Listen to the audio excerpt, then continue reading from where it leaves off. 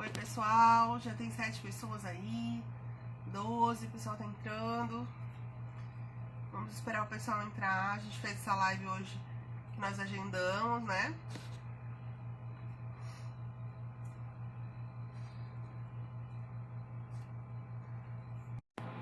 Hoje nossa convidada vai ser a Clarissa Pereira, pedagoga. Vamos esperar o pessoal entrar. Vamos esperar a Clarissa aceitar o nosso convite aí da live. Oi, Clarissa, tudo bem? Sim, tá me vendo direitinho? Tô te vendo. E você, tá me vendo? Sim.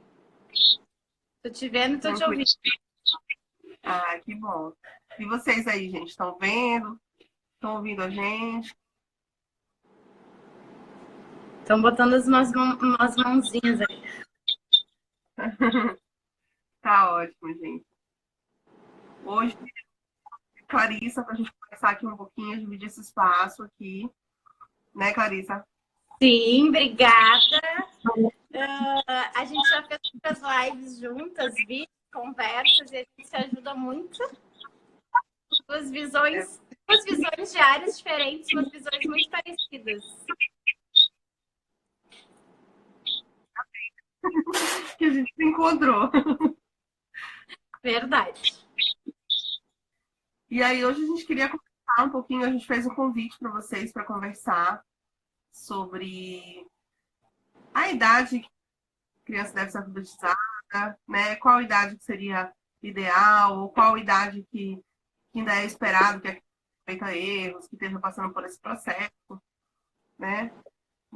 Vem com muito carinho falar sobre esse assunto polêmico, né?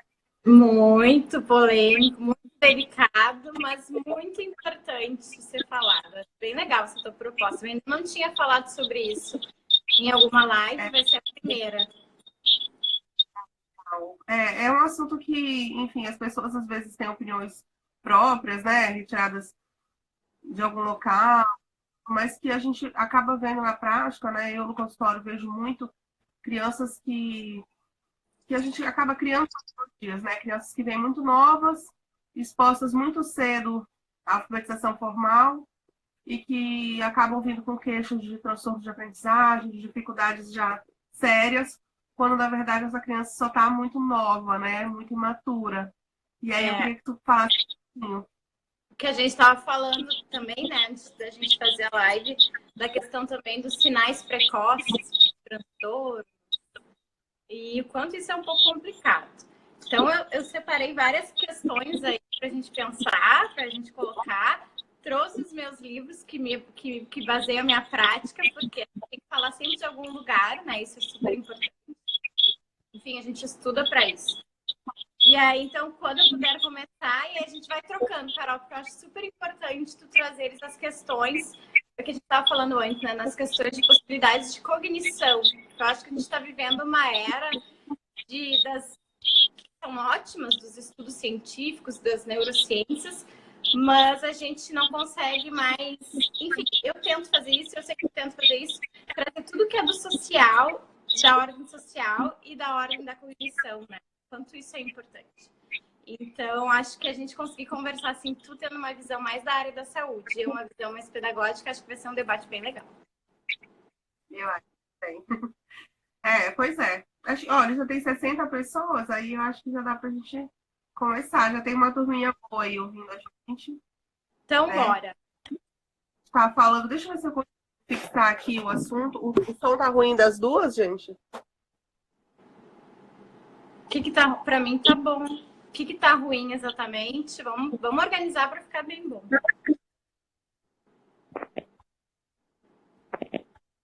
Vou fazer uma coisa aqui.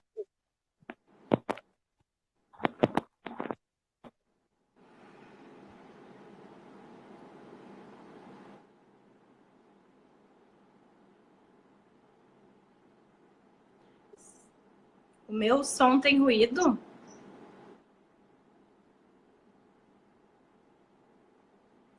Tá dando eco, meu som tem ruído.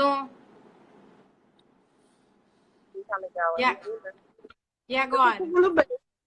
A conexão de vocês também, porque aqui tá tão tranquila a voz da Clarissa. Pois eu também tô te vendo bem, ouvindo bem.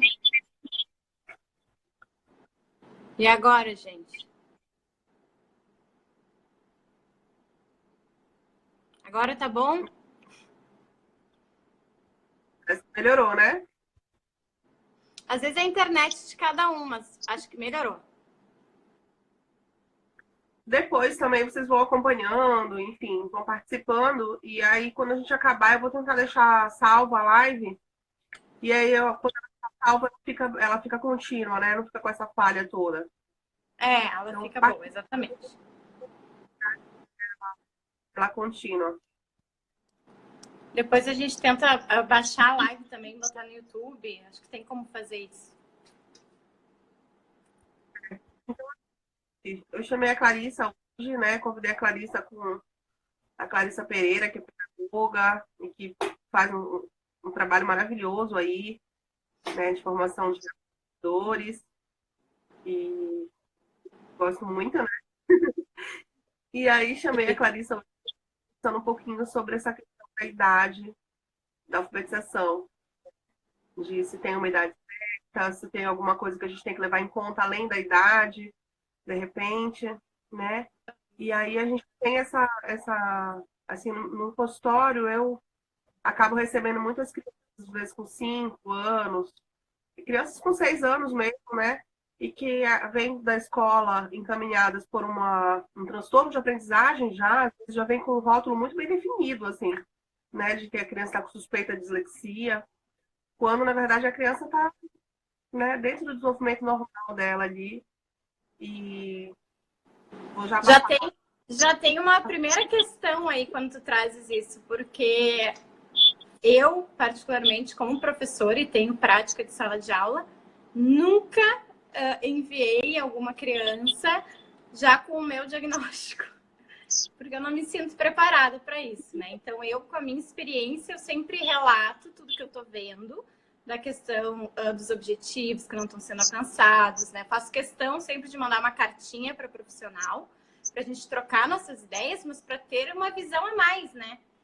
Mas a professora fechar um diagnóstico, já dizer que tem risco de dislexia, eu acho, além de complicado, delicado para a gente. A gente acaba se comprometendo, né? E às vezes assustando os pais de alguma forma. Então, a criança já vai com um rótulo e o pai talvez não entenda, não quer levar para o profissional. Então, acho que a gente tem que ser com a ideia da investigação, né? Então, aí já tem um ponto.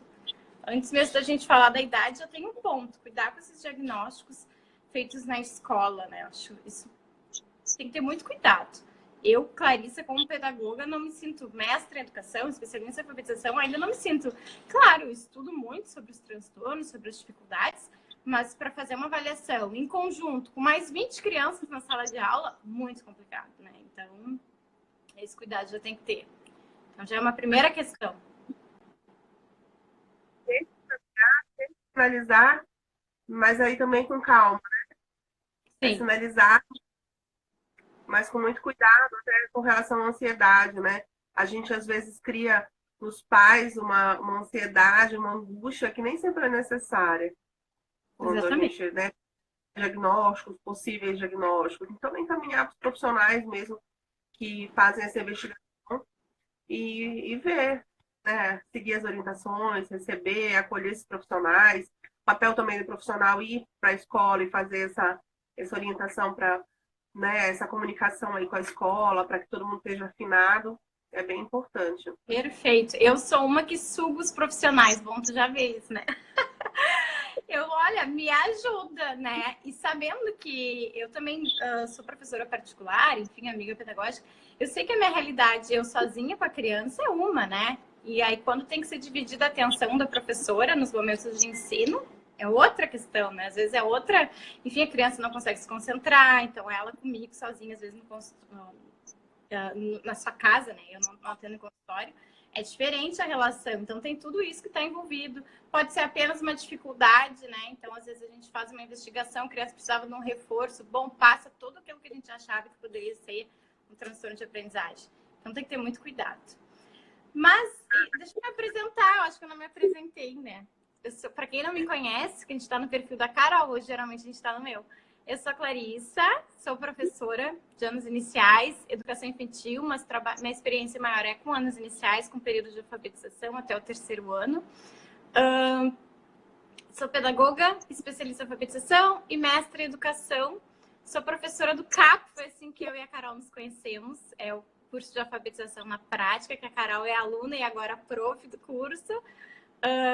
Fez o curso de alfabetização. Até esses dias uma fono me procurou e perguntou se podia fazer o curso. Eu disse com certeza, que tinham muitas fonos que eram muito bem-vindas, que gostam de ver esse processo mais pelo lado pedagógico. Então, as vagas estão abertas. Vou deixar um merchan aí, deixar o marketing, que as vagas estão abertas para o CAP e elas fecham as inscrições. Então, até domingo ainda tem chance de se inscrever. Depois você pode deixar o link, Carol, no teu stories, enfim. E o pessoal acessa. O link no CAP.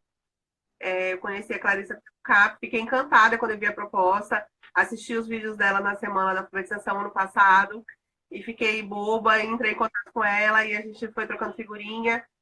E aí agora eu vou ser professora também no CAP, né? Obrigada pelo convite. Sim, eu sempre digo que a gente tem que somar esforços de todos os lados. Sim, o curso tem carga horária de 40 horas com certificado, tem 7 módulos. Entrem depois no link para verem mais detalhes, tá?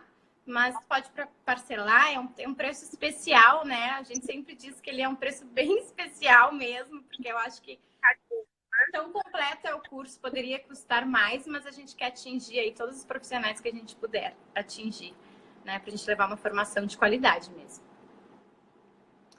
Então, vamos ao... Depois, tem uma colega perguntando qual é o curso. E aí eu estou colocando o curso, é o curso de alfabetização na prática da Clarissa, do qual eu vou ser professora esse ano. E depois eu coloco o link, gente, no Stories, eu coloco para vocês, publico também sobre o CAP. Eu recomendo como aluna e agora eu vou dar aula. Um curso maravilhoso. Obrigada, José. Muito então, bem. Hoje eu convidei, né, com essa intenção de conversar sobre essas idades, idade em que a gente alfabetiza a criança, né? E aí, Clarice, o que é que tem que falar? Vamos lá. Eu acho legal, Carol, a gente começar falando, entendendo um pouquinho o que é alfabetização. Né? Quem me segue há mais tempo sabe que eu sempre trago isso. Porque o que a gente sempre vê, quando a gente fala sobre alfabetização, são as pessoas, os profissionais, os educadores, os pais ou outros profissionais envolvidos com a área da educação, pensando sempre, a pergunta que eu sempre digo, né? Qual é o melhor método para se alfabetizar? E aí, por muitos anos, a gente restringiu os nossos pensamentos, os nossos estudos da alfabetização a isso, né? Que a gente chama aí da guerra dos métodos, sem se preocupar com a aprendizagem, né? Sem se preocupar em como a criança aprende a ler, como a criança aprende a escrever. Foi sempre a ideia de, assim, qual é o melhor método que vem para dar conta das crianças que não se alfabetizam no tempo certo, enfim, N questões. Então, eu sempre gosto de trazer o que a gente entende hoje por alfabetização, né? Acho que isso é o começo da conversa para poder entender com que idade a gente vai alfabetizar. Então, assim, partindo de alguns autores que baseiam aí a minha prática, enfim, Arthur Gomes de Moraes, Magda Soares, autores do PNAE, autores lá da FACED, da URGS, a gente pensa a alfabetização hoje muito mais como apenas ler e escrever, né? A gente pensa a alfabetização, uma criança alfabetizada é uma criança que, além de compreender o sistema de escrita alfabética, consegue escrever pequenos textos e ler com fluência pequenos textos, né? Escrever com autonomia, ler com mais autonomia.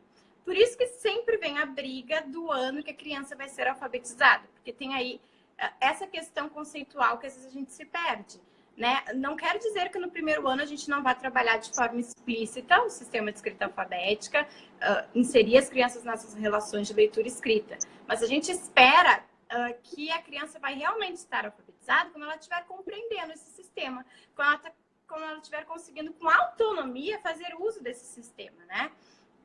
Então, aí já trago uma questão relacionada com a idade, que é uma questão que a Magda traz no último livro dela, Alfabetização, Questão dos Métodos, que ela dedica ali um subcapítulo a falar da idade para a alfabetização.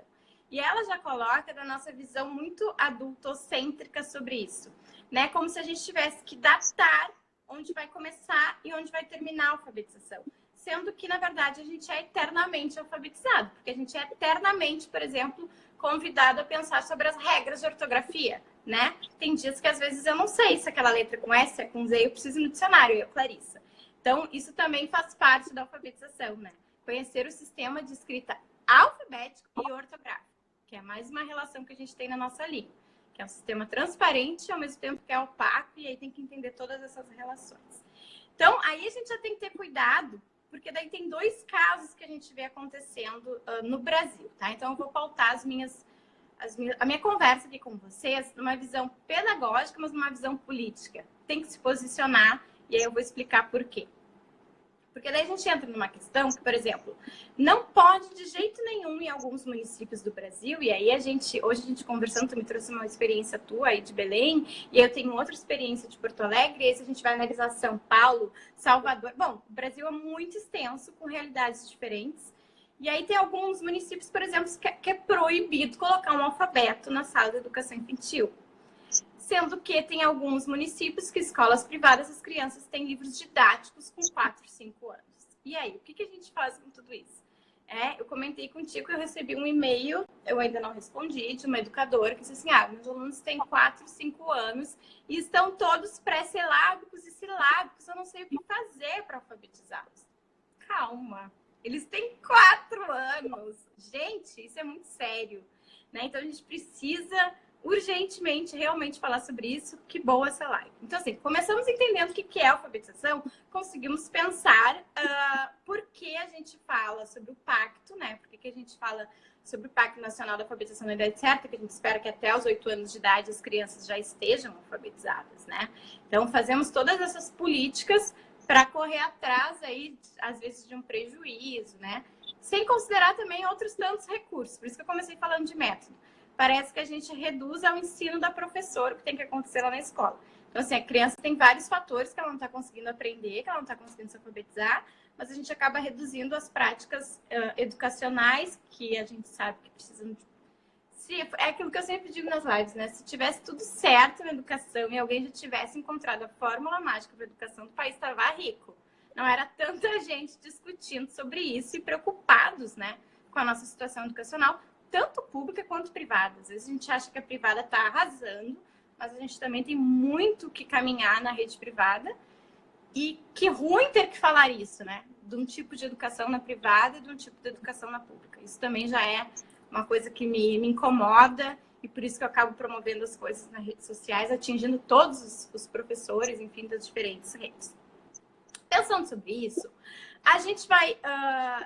Aí eu vou colocar uma questão política primeiro e depois pedagógica da idade da alfabetização. Por que na educação infantil a gente já pode começar trabalhando? Aí eu tenho que ter muito cuidado para falar isso. Por favor, não peguem a live do meio, tá? Eu acho que antes de tu continuar, eu acho que a palavra-chave que tu vais falar é o pode. Exatamente. O pode. Continua. Muito cuidado, pelo amor de Deus, não sair daí falando que a Clarissa disse para alfabetizar todo mundo na educação infantil. Não, não é isso.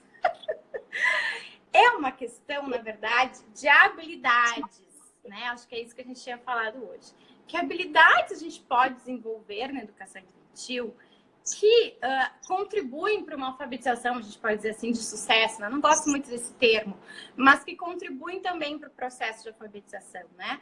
Pode, gente. Aí é que tá, e eu acho que é isso que a Magda quer nos falar, né?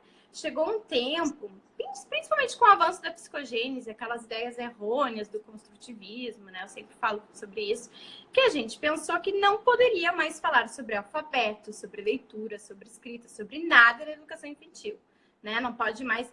E aí as crianças vêm com interesse. Quem é mãe sabe, eu sou Dinda. E a minha afilhada de 3 anos, olha o nome dela, tá ouvindo aí? Olha o nome dela, Maitê, e já diz o M da Maitê.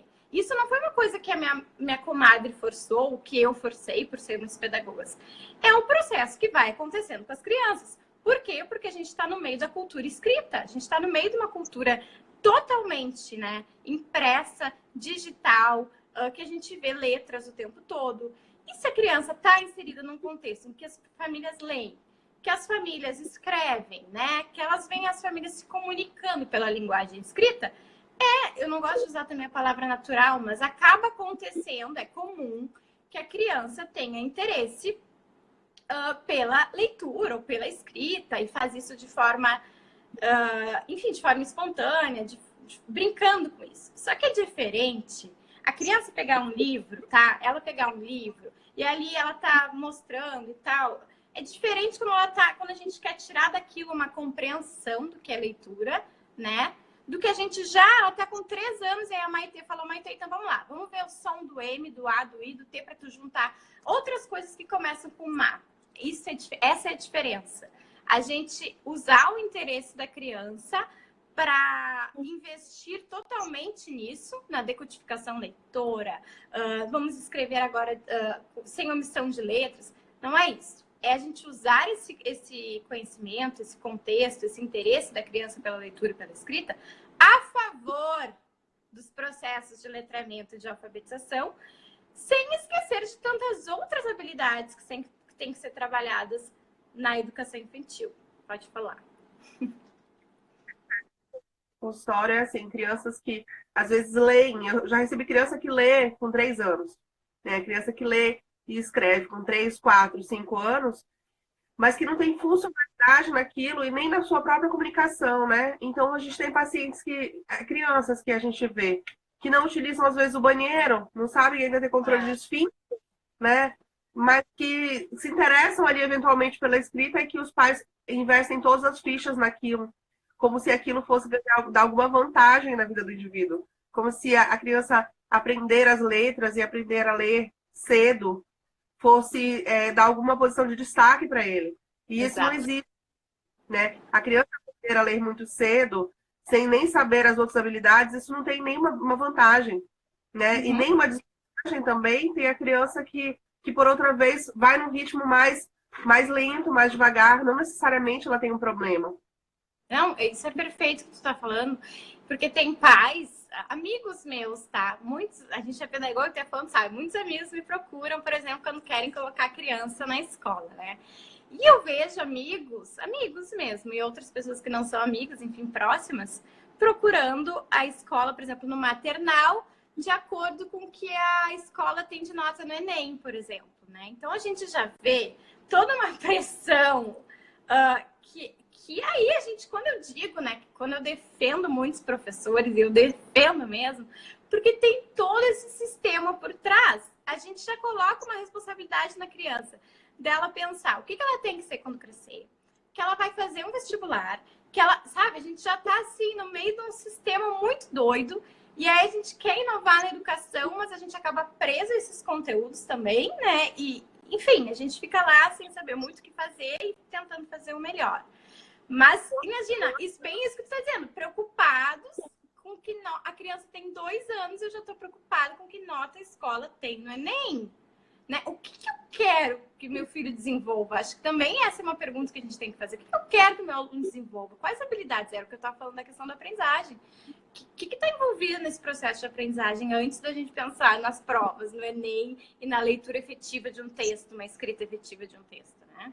Então, acho que é isso. Eu cansei, acho que a gente está vivendo hoje, eu cansei de ter alunos de 7, 8, 9 anos que já estavam lendo super bem, mas terminavam de ler, não estavam compreendendo o que eles liam, porque era um esforço, né, mental para fazer decodificação. E eu, por exemplo, é um clichê meio falar isso, mas não sabe amarrar o sapato, né, não sabe cortar, não sabe usar a cola, não sabe fazer uma frase, uma oralidade com sequência. Então, isso é perigoso, isso é perigoso. Ou a gente investir muito na alfabetização e não investir na linguagem matemática, na linguagem artística, na linguagem das ciências, né? Sócio-históricas, isso também tem que ter cuidado. Claro que a alfabetização é primordial, né? Se tu não lê e escreve, em nenhum momento eu estou dizendo que isso não é importante. Deus o livre, não é isso que eu estou querendo dizer. Mas o cuidado que a gente tem que ter com as nossas expectativas. E eu acho que é aí que está a questão também. Qual é a expectativa, tanto do pai, mas muito mais da educação? E aí é onde está a nossa falha, Carol, né? Na pedagogia, na educação, e que continua falha, é a gente não ter um currículo com o que é esperado, as nossas metas esperadas para a educação infantil e para os anos iniciais. E aí dá margem para cada instituição pensar da sua forma. Não que isso seja ruim, porque cada um tem seus contextos. Mas a gente precisa de uma unidade no Brasil, né? E aí a gente tentou fazer isso com a base, mas, por exemplo, a base é perigosa, porque ela veio para a educação infantil, não tem uma linha que fale sobre o sistema de escrita alfabética. Como se esse pavor, né? Esse susto. Então, tem dois lados. Por um lado, às vezes a gente começa muito cedo, que é o que tu trouxeste de receber crianças no primeiro ano com suspeita de dislexia, sendo que ele nem acabou o seu processo de alfabetização. Então, tem dois sistemas, é 880. Ou é assim, vamos alfabetizar com tudo no nível A e no nível B, ou não vamos fazer nada. Não tem um meio termo. Ou é 8 ou 80. Ou é uma preocupação excessiva com a coordenação motora, com a caligrafia. Então, assim, a educação infantil fica voltada, como era antigamente, né? Pra gente fazer os alinhavos, pra gente... E aí não se pensa no princípio alfabético, se pensa só nisso. Ou eu já dei aula numa escola privada em Porto Alegre, que eu tinha jardim A com livros didáticos. E podem falar de mim, mas eu achava um horror. Eu tinha que trabalhar 2, 3 horas com as crianças, que a gente sabe que o desenvolvimento, né, até de maturidade, precisam de outros estímulos. E a gente ficava lá 2 horas vendo textos desse tamanho. Poxa, né, também aí a gente exagera. Então, a minha posição, e aí eu vou apoiada, né, no Arthur, tem 2 questões. A gente também colocou a obrigatoriedade da educação infantil para 4 anos. E nem sei como é que está sendo vivenciado isso, né? Tem pais que nem estão querendo levar para a escola, enfim, ainda, como tudo, vira lei, mas, né, a gente sabe que não é assim que funciona. Mas eu vejo isso muito mais uma questão política, porque assim, ó, não tem o que fazer muito com as crianças, né? Então vamos colocar desde os 4 anos, não está todo mundo conseguindo se alfabetizar. Vamos adiantar. Primeiro a gente adiantou o primeiro ano para 6 anos. Aí depois a gente adiantou, então, a obrigatoriedade da escolarização para os 4 anos. Então, a gente vai tentando políticas para dar conta disso. O que eu penso, e aí a minha opinião, então, afinal, que idade a gente tem que começar a alfabetização, é que a educação infantil, sim, ela pode desenvolver muitas habilidades que são importantes para uma alfabetização formal, né? Vamos falar assim, a partir do primeiro ano. Que é aí as questões que as fonos conhecem muito, consciência metalinguística, né? Consciência do que é a palavra, consciência do que é sílaba, né? Consciência do que é letra. Só que isso não significa que eu vou escrever e ler isso. Eu posso fazer isso de forma oral. Eu posso fazer isso brincando. As crianças já fazem isso, né? Brincando de encontrar os pedaços. Então, brincando de aliteração, como é que começa o mesmo pedacinho do meu nome? Como é que começam os outros? Quem é que tá igual a mim? Isso é super válido. Não tem por que fugir disso na educação infantil. Né? É válido, não tem... trabalhar com o nome. Olha, a Emília Ferreira e a Ana Teberosa falam da importância do nome, né? Lá na psicogênese a gente às vezes fica só nos níveis, mas elas falam da importância da identidade, da gente conversar sobre os nomes próprios, da gente começar a explorar a alfabetização pelos nomes próprios. Por que nos 4 anos eu não posso sim estimular isso, né? Que a criança reconheça, mesmo que seja uma leitura mais pictográfica, né? Logográfica, pela memória, pela leitura global, enfim. Reconhecer o seu nome, reconhecer que ele tem um nome. Então, acho que é mais ou menos por aí. A gente tem que ter cuidado. Cuidado com essa questão do diagnóstico. Gente, eu recebo muitos e-mails. O que eu faço? Meu filho tem 3 anos e não se concentra para ler. Gente, ele tem 3 anos. A resposta está na tua pergunta. Ele tem 3 anos. Assim, então a gente tem a questão do corpo, do espaço que aquela criança está começando a perceber. Imagina, são relações assim que a gente tem que pensar, tá? A criança tá começando a se identificar como um corpo, né? Que habita um espaço, que convive com os outros. E ela já tem que pensar que cada unidade, assim, um exagero a minha relação, mas é isso aí. A gente já quer que ela pense que cada unidade, a letra, tem um som. Olha a abstração que é isso para a criança. É uma abstração enorme a criança entender essa relação grafofonêmica da língua. E a gente, com 3 anos, ela nem sabe direito quem ela é. A gente já quer que ela entenda que o A tem um som específico, B, formando sílabas, a gente vai conseguir ler. E acabou aí de habilidades importantes que deixam de ser trabalhadas, né? e até o próprio tempo da criança brincar e socializar livremente, podendo descobrir inteligência, são às vezes atropeladas por conta dessas questões. Eu queria colocar um pontinho também, cara, estou adorando aí tua fala, e acho que todo mundo tá aí. E assim, eu queria colocar assim, que assim, muitas crianças, gente, dão conta. Então, numa sala de aula de 5 anos, muitas crianças dão conta de serem alfabetizadas. Mas as que não dão conta, elas não têm um problema por isso. Elas ainda estão no tempo delas, né? Assim, a escola muitas vezes é obrigada a avançar isso, né? A meu ver, por uma questão muito mercadológica, muito da questão, né, de que assim colocamos nossos filhos em escolas particulares que são caras e a gente quer que eles vejam letras, que eles sejam alfabetizados e que eles aprendam a ler o quanto antes. E a gente acha que tem uma grande vantagem, uma grande coisa maravilhosa nisso, né? Então, vão ter crianças que vão ser expostas e que vão dar conta mais cedo. Parabéns para elas, muito bom. Mas as crianças que não alcançaram precocemente, não quer dizer que elas têm problemas, elas só não deram conta ainda, mas elas ainda estão dentro do processo delas, né? Não é que a gente vai deixar de encaminhar ou deixar de levar em conta as dificuldades. De repente, claro que a professora já pode perceber se a criança tem dificuldade, se a criança tem que ser encaminhada. Mas, ao meu ver, a maioria das vezes é só o próprio tempo da criança. Sim, não, e tem dois lados aí, né, Carol? Ao mesmo tempo que a criança que está dando conta, que tá. Eu, por exemplo, fui uma criança que eu comecei a ler em casa, com o meu pai, enfim. Eu estudava numa escola pública municipal de Porto Alegre, de periferia mesmo. E aí eu lembro direitinho do dia que eu li o primeiro textinho lá de um jornal com o meu pai. Eu devia ter 4 anos, 4, 5 anos. E tá, aconteceu. Mas não foi. Eu lembro direitinho desse dia.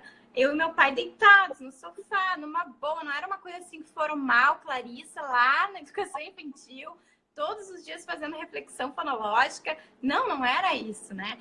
E aí, assim, não precisa impedir a Clarissa do seu interesse. Eu acho que é isso que você está dizendo. A Clarissa está num processo, tudo bem. Conseguiu, enfim. Agora, isso não quer dizer que a amiguinha da Clarissa, da mesma idade, tem obrigação no seu desenvolvimento de já fazer também essa leitura e essa escrita. Eu acho que é aí que a gente chega, a esse ponto, né? Que daí eu te disse, Carol, é bem legal a gente conversar, até para falar as questões cerebrais, quando é que tá preparado o cérebro para isso, né? Então, não é só uma questão pedagógica, é uma questão de desenvolvimento. Todo mundo sabe, independente da perspectiva que tu adote, né, de desenvolvimento infantil, enfim, tanto de cognição, mas também psicológica, a gente sabe que tem um padrão, a gente espera um padrão, né? Então, as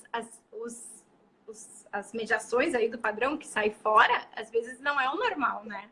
Os marcos, eles estão aí, eles são importantes, os marcos de desenvolvimento, mas eles ficar criando problemas, às vezes. Exatamente. Né?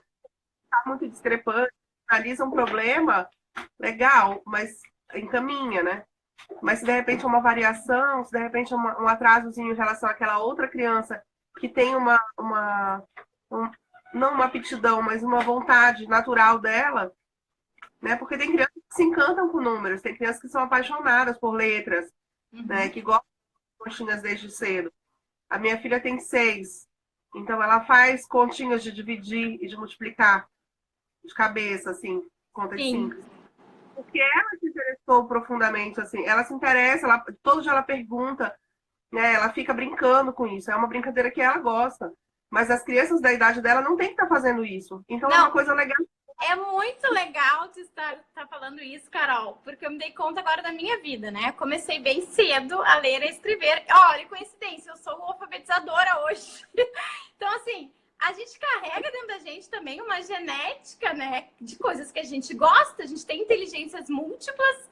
Enfim, então, Clarissa amava brincar de ser professora. E aí isso conduziu, de certa forma, a leitura e a escrita. Então, acho que a gente entra aí na personalidade da criança também, né? É isso aí, a tua filha se interessa porque ela gosta muito.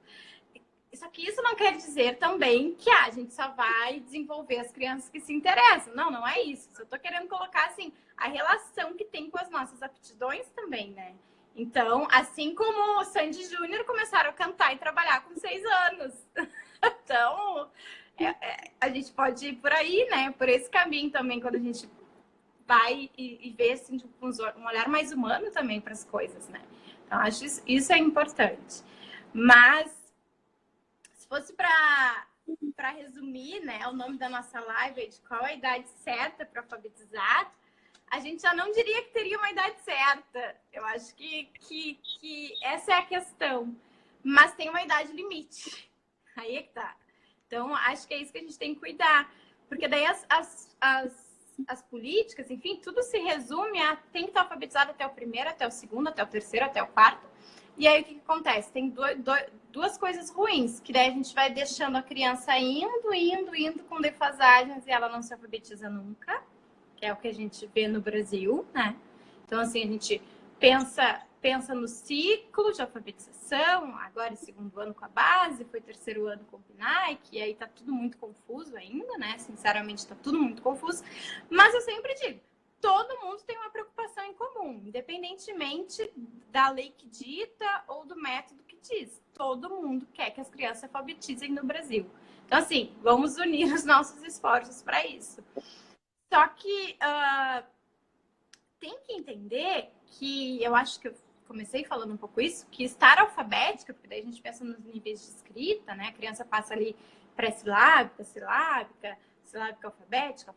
Estar alfabética não significa estar alfabetizado, que foi o que eu comecei falando. Então, assim, ele tem mais o segundo ano para complementar tudo isso, para começar a ler frases mais completas, para segmentar as frases, né? Não só em leitura, porque, assim, é tudo convencional, né? A gente não nasce com isso no nosso cérebro. Que a gente vai... Se eu tivesse nascido no Japão, eu ia ter que aprender uma outra forma de ler e escrever.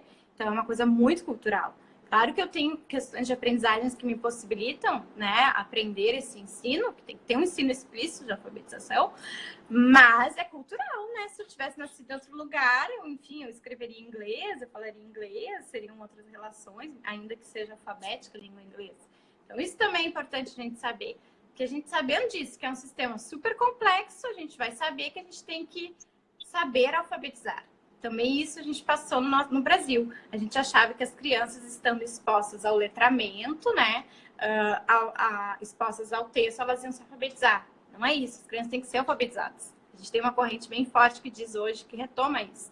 Não é isso, as crianças não vão se alfabetizar sozinhas. Elas precisam de alguém ensinando para elas. E elas têm direito de aprender, né? O PNAE traz os direitos de aprendizagem. Elas têm direito de aprender, então, se elas têm direito de aprender, a gente tem o dever de ensinar. Nesse sentido. Então, se começar ou não na educação infantil, vamos começar com consciência fonológica, podemos trabalhar o alfabeto, né? É que assim, vamos fazer com que ele decore A, B, C, D. Isso nem é o mais importante, sabe muito bem disso, né, Carol? Se a criança não tiver bem estruturadas as dimensões da consciência fonológica, não adianta ela saber o que é o A, o que é o B, o que é o C. Então, eu diria assim, com que idade começar o processo de alfabetização? Bom, desde sempre. O processo, é o que a Magda fala. Desde sempre, porque se a gente acha que a criança vem para o nível A, nível B, crua, sem nunca ter relacionado, ter visto um livro, a gente está muito enganado. Ela pode estar lá na periferia ou ela pode estar lá no colégio mais caro. Algum contato com a língua escrita ela teve. Né? E eu acho que aí está o nosso erro quando o Arthur, ele não é muito bem interpretado, o Arthur Gomes de Moraes, às vezes, quando ele fala que tem que acabar essa coisa de achar que na prefeitura, nas escolas públicas, a gente não pode começar a desenvolver consciência fonológica, começar a desenvolver, enfim, a escrita pelo alfabeto, porque daí as crianças chegam no primeiro ano sem noção nenhuma. E aí o que acontece? Ela vai se arrastando e acontece essa diferença que a gente tem do público para o privado. Ela vai e não se alfabetiza, porque ela chega... Imagina uma criança do nível 1, tá? Bem pré-silábica, que não sabe o que é letra, o que é número. Acontece isso? Em Porto Alegre acontece isso? Então, assim, a gente privou ela. Ela poderia já ter aprendido, pelo menos, o que a letra representa, né? Mas não com alguém dizendo que ela é obrigada a aprender tudo isso. É nesse sentido. nesse sentido. Ela não é obrigatório que a criança saia alfabética ou silábica com valor sonoro de educação infantil. Não é nesse sentido. Mas que tem que começar que privar a criança de saber as relações do sistema de escrita alfabética é negar o direito que ela tem dessa aprendizagem, né? Inclusive, se ela traz esse interesse. Então, é aquilo que eu te disse, não é 8 nem 80. Não é para a gente deixar as crianças lendo fluentes até no meio do primeiro ano. Imaginar que a criança vai ler um texto de 6 parágrafos com muita fluência, sem silabar nada. Vou mandar para fono porque está com dislexia. Acho isso muito perigoso e triste. 6 anos criadas porque não escrevem ainda textos de 20 linhas, né? Então, qual a obrigação de uma criança de 6 anos de escrever um texto grande, assim, né? Ela está no meio do processo dela. Mas tem um coleguinha que dá conta. Parabéns para ele, que legal que ele dá conta. Mas o fato daquela criança em especial não estar dando conta com aquela idade, tá tudo bem ainda. Exato. E, Carol, até veio uma pergunta assim, meu filho, ali eu vi, né, de 4 anos, eu só quero brincar. Tem que cuidar com a frase que só quero brincar, porque o brincar é importante, né? Ele faz parte do desenvolvimento. Ele faz parte, se a gente for analisar e o brincar na perspectiva de Piaget, para a gente fazer, né, as nossas... desequilibrar, né, que ele fala, do conceito de equilibração, enfim. E o brincar é super importante. A socialização, né? Eu acho que quando vem as correntes, sou meio chata sobre isso, eu tenho que estudar mais. Mas hoje é para se comprometer. Mas quando vem as correntes, de não colocar mais a criança na escola, pelos erros que a escola, né, brasileira está passando, eu também acho uma perda muito grande, porque é o lugar que ela tem para se socializar, para ela brigar pelo brinquedo e ela vê que ela tem que dividir o brinquedo, ou ela vê o que ela não tem que dividir, porque é um espaço dela, né? Eu acho que isso é uma coisa da outra live, mas eu falei esses dias para um amigo meu que tem uma menina, a Dani, que ela ama uma boneca, e uma boneca específica é a filha dela. E se alguém vem e tira, ela abre um berreiro. E aí vem aquela coisa do pai, né? Não, pode empresta pra amiguinha a boneca. E eu disse, talvez não precise, porque ela tem um apego muito grande por esse brinquedo. O que tu pode fazer? Leva outra boneca e diz assim, ó, brinca tu com uma e eu com outra, né? Tem toda essa questão também, não é só... Isso também se aprende na escola. Tem uma boneca para cada um, não tem que sempre querer pegar a minha boneca. Eu também tenho que formar a minha autonomia, a minha autoridade enquanto personalidade, né? Tem todos os lados que a escola... E eu acho que as professoras de educação infantil fazem isso muito bem. Eu não estudo muito além da educação infantil, mas tem profissionais maravilhosas que eu acompanho, que eu fui aluna, Suzana Rangel, Gladys Kercher, Maria Carmen Barbosa, Lica, enfim, de coisas que são tão importantes. Aí, se a gente for ver mais uma relação que a gente fala da Regia Emília, né? Coisas que nos ajudam muito para pensar a educação infantil.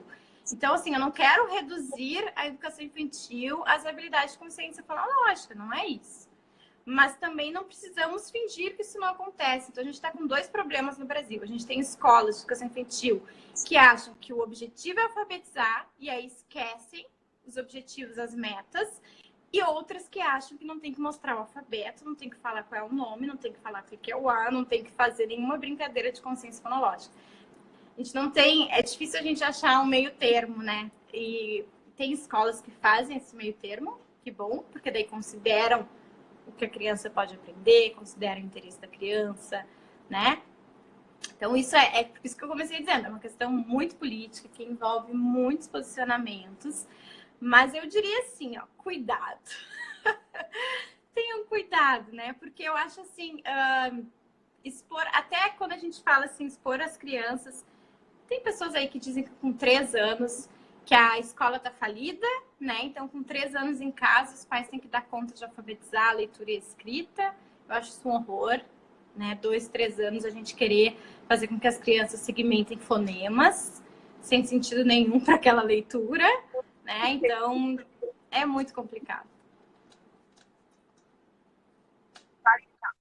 Perguntando aí loucamente, que tu falaste que tem uma idade limite, e o que a gente acha que a criança tem que estar, o que é esperado para a criança no final do primeiro ano?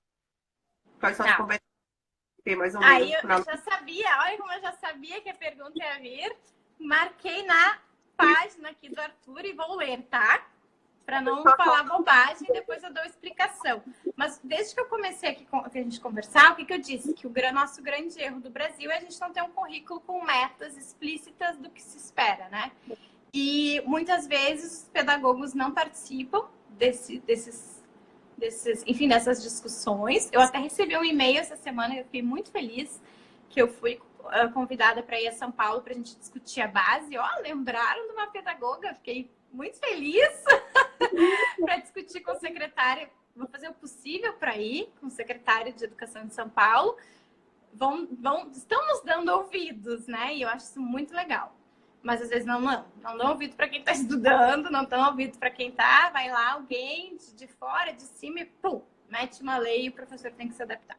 Mas enfim, eu vou ler para vocês as palavras do Arthur aqui, tá? É nesse livro, Sistema de Escrita Alfabética, Arthur Gomes de Moraes. Sistema de Escrita Alfabética, Arthur Gomes de Moraes. O que poderemos, portanto, esperar para o primeiro ano? Primeiro, julgamos perfeitamente viável termos expectativas de que, aos 6 anos, a quase totalidade dos alunos de cada turma tenha compreendido o funcionamento do sistema de escrita alfabética. Isto é, tenha chegado a uma hipótese alfabética e tenha começado a aprender algumas convenções letra e som, aquelas que a gente vai dizer que são mais regulares, né? Então, eu sempre esqueço as 8 letras, mas tem 8 letras que não competem, né? Que é o P, o V, o F, enfim, e outras mais. Desse modo, e relembrando que alcançar uma hipótese alfabética de modo algum significa estar alfabetizado, o segundo ano deverá ser dedicado a consolidar essas relações de conversor, fonema, grafema, então as questões ortográficas que não têm uma regularidade, de modo a permitir que as crianças manejem com segurança aquelas correspondências grafofônicas e avancem na capacidade de ler e escrever com autonomia. Então, assim, no primeiro ano, elas têm que estar dominando. O que a gente quer é que elas estejam alfabéticas. O que a gente quer dizer isso? Já fazem uma relação de consciência grafofonêmica. Já entendem que o nosso sistema tem uma representação fonológica, que cada letra compreende um som, que eu juntando esses sons eu escrevo, eu leio, né? Então, assim, fonografêmica, o grafofonêmico. Posso esperar isso para o primeiro ano? Posso. No segundo ano, eu começo que a gente esquece muito, né? De trabalhar ortografia. Trabalhar aquilo que não é regular. E em começar a investir nisso. Começar a investir nisso para que as crianças não fiquem mais presas a isso. Então, assim, libera a minha memória de trabalho para escrever textos, para ler com mais autonomia, porque eu já tenho todas essas convenções formadinhas aqui dentro. Pensando ainda na maioria dos alunos que constituem cada turma, a experiência tem nos mostrado que devemos criar expectativas de que, ao final do terceiro ano, os mesmos aprendizes tenham avançado nesses domínios de norma ortográfica, superando problemas com diversos casos regulares de nossa ortografia. Por exemplo, RRR. A gente não quer que uma criança chegue lá no terceiro ano e não entenda que não se começa uma palavra com RR. Isso já tem que ter sido trabalhado, é uma regularidade, existe compreensão, né? Não só memória. Então, consigam ler com fluência e compreender pequenos textos, assim como produzir diferentes gêneros textuais que puderam aprender na escola com autonomia. Aqui já vem uma questão de letramento, né? Elas estarem expostas, então, assim, alfabetizar letrando. A gente diz que o letramento ele atrapalhou um pouco aí a alfabetização, porque a gente achou que era uma questão, agora é só texto, não se tem mais o ensino explícito do sistema de escrita alfabética. Mas ele também não pode sair. Então, a gente tem que ter alfabetização num contexto de letramento, num contexto que contempla os gêneros textuais, as crianças têm direito de aprender isso. Então, lá na educação infantil, eu posso trabalhar a leitura, compreensão, por exemplo. Por que não? A gente, quando lê uma história, já faz perguntas de inferência para as crianças, já faz perguntas de predição, né? Já faz perguntas, já faz uma motivação. Dá para compreender. A gente acha que tudo tem que estar ligado à escrita ou à leitura, né? A criança não lê, não escreve, então ela não compreende.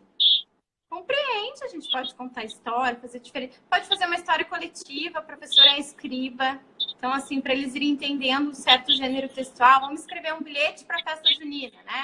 Então, vamos deixar ali na nossa porta, gente, isso é letramento e é alfabetização. Então, assim, a prof vai escrever que dia que vai ser, o que eu tenho que fazer para convidar. Isso faz parte da educação infantil também. Então, a gente quer que... Aí é aquela diferença. A gente espera que todos consigam, no primeiro ano, terminar, assim, numa hipótese alfabética, terminar lendo palavras, né? Fazendo algumas convenções. E aí, o Arthur fala da importância de pensar até o terceiro ano, mas ele diz que a gente ainda não avançou das escolas estarem atendendo as crianças que não estão conseguindo. Então, chega lá no terceiro ano a criança que está pré-silábica, né? E isso não pode acontecer. Então, o que tem que acontecer? Tem que ter um atendimento dentro da escola, não só fora da escola, para essas crianças que não estão conseguindo avançar. Acho que esse é o ponto que nos prejudica. A gente ainda não tem um atendimento específico nas escolas, tem, mas muito pouco, para dar um aporte, para dar um reforço para as crianças que não estão avançando, né? Então, aí chega aquela polêmica, chega no terceiro ano, aí todo mundo reprova, porque não pode reprovar do primeiro ao terceiro. Que é um outro caso polêmico também da outra live. E aí chega no terceiro ano, reprova maioria não, mas uma boa porcentagem da turma, porque se arrastou até o terceiro ano sem reconhecer as letras. Gente, não dá mais para conseguir. Na verdade, a gente tem que aprender a andar no meio, né? Não exagerar para nenhum lado, gente. Nem achar que está super normal a criança ir para o segundo ano sem estar lendo nada. E nem achar que a criança com 5 anos tem que estar lendo tudo. Exato. É isso aí. E não achar que ela vai aprender sozinha, né, Carol? Que é natural. Isso é uma coisa que a gente tem que tirar da nossa boca. Ou a história de que ela aprende a ler, naturalmente ela aprende a escrever. São dois processos cognitivos diferentes que precisam de ensinos explícitos diferentes. Ainda que tenham muita relação. Pelo simples estar em sociedade, geralmente o indivíduo ele aprende a falar, né? Só por estar conversando com a mãe, por estar ouvindo, ele é ali uma esponjinha, né? E essa oralidade é desenvolvida. Mas a leitura e a escrita, elas vão precisar de uma formalização, né? Elas vão ser linguagens que elas precisam de formalização por parte da escola nesse ensino. Então, não achem que elas vão aprender também sozinha, que vai resolver sozinha. Perfeito. Eu falo isso numa das aulas do CAP, no primeiro módulo, eu acho mesmo. Que os especialistas se matam para tentar entender como é que a criança fala, né? Só estando exposta à cultura, né? Da linguagem. E ainda é muito recente o jeito que a gente aprende como a criança lê e escreve, porque a escrita é muito recente, se a gente for ver também, né? É uma coisa totalmente convencionada. Então, se alguém não te ensina que aquilo lá representa alguma coisa, aquelas letras, tu não vai aprender sozinho. Por isso que a gente diz que a pessoa pode ser letrada, perfeito, mas não significa que ser letrada é alfabetizada. São duas coisas diferentes. Ela pode entender que aquele ônibus que ela não entende a leitura, mas que ela vê que tem as mesmas letras todo dia, né? Um analfabeto. Entrar nele, tudo bem, ela está inserida num contexto de letramento, mas ele não tem aquele ensino explícito para fazer outras relações com aquelas letras, para entender que as letras têm um repertório finito, né? Que não é sempre eu vou escolher uma letra diferente para escrever uma palavra. Então, todas essas apropriações do sistema de escrita alfabética têm que ser desenvolvidas e ensinadas. Uma pergunta aí da Mariana, se é correto falar que toda criança que fala errado vai escrever errado. Não, tá, gente? Então, não necessariamente. Eu vou ter crianças que falam errado e que vão ter muita dificuldade para perceber a diferença disso. E sim, vão refletir na escrita, mas não necessariamente. O mais importante é saber por que aquela criança, já em idade de alfabetização, está falando errado. Porque uma criança de alfabetização, uma criança com 5, 6 anos, ela já tem que estar com todos os fonemas da língua já instalados. Então, por que essa criança não está falando corretamente? Né? Por que ela ainda está fazendo troca? E aí, talvez, o motivo da troca que fez ela... Né? Muitas vezes a criança faz troca por uma dificuldade de reflexão auditiva, que vai passar também para o papel. Não por conta da fala errada, mas por conta da mesma dificuldade que fez ela falar errado, talvez faça ela também escrever errado.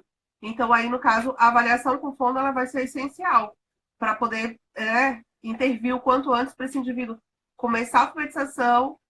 É assim, gente, muito importante que as crianças façam avaliação oftalmológica, avaliação otorrinolaringológica, para ver se não tem rolha de cera, para ver se não tem nenhuma alteração de vias aéreas superiores que esteja prejudicando o aprendizado, né? Ver se o sono tá legal dessa criança, enfim, e vendo como que esse indivíduo tá antes de começar o processo de alfabetização, né?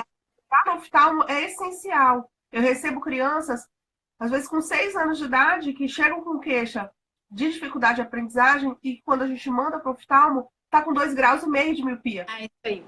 Ah, eu já tive vários alunos. Vários. Essa é clássica. Tá com Ou TDAH, né, Carol? Ou TDAH. Eu já tive 2 alunos. Chegavam lá para mim, aí a mãe já dizia na primeira reunião: não se concentra, ele não copia o que está no quadro, eu tô vendo se ele tem TDAH. Aí, tá, então vamos fazer o seguinte: primeiro tu vai em todos os profissionais que vão ver se essa criança enxerga direito. Aí a criança botava um óculos, copiava tudo do quadro. Então tem que ter muito cuidado. É o que a gente fala, de diferença de dificuldade para transtorno, né? É muito complicado. A criança está no momento de iniciação, né, de início desse processo, corram com ela no fono, porque ela tem que melhorar essa fala e tem que investigar o que fez ela estar falando errado. Porque talvez esse motivo que fez ela falar errado possa prejudicar também, fazer com que ela escreva errado. Né? Importante é a gente estar comentando, sim, uma criança com D pelo T, com certeza. É uma troca de surda sonora, né? E que a gente... Até com 6 anos, essas trocas elas não são esperadas. Elas já eram para ter sido esperadas há muito tempo. Então, ela tem que ser encaminhada para o fono com certeza. Na fala. Na fala. E está aparecendo na escrita também, que ele disse, né? Então, na escrita não precisa ter ainda. A criança ainda pode fazer... A gente tem que deixar claro. Esses erros, às vezes o pessoal se preocupa, mas esses erros, gente, no primeiro ano, trocar o V pelo F, o B pelo E, às vezes o CH, né, pelo J, são esperados.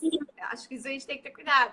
São esperados no primeiro ano, porque é muito difícil, né, essa relação. É um sonzinho muito...